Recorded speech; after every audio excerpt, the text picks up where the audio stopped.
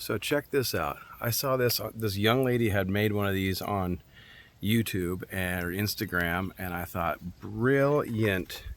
So I thought I'd do a video of my version of it. I'm not sure if it's the same or what, but this is just gutter guard from Lowe's. Comes in like a 3-foot long piece. Cut, I mean, it was pretty easy to eyeball it. This had an angled cut. This was just a little bit. I just kind of nipped off the top there, and then inside, I mean, with no hands, with 2 hands, I stood up.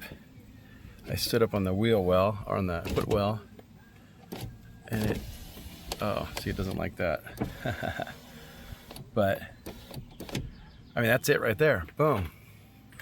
I mean, 2 hands, I'll get it to fit better. But that is absolutely fantastic for a screen, right? You can't argue with that.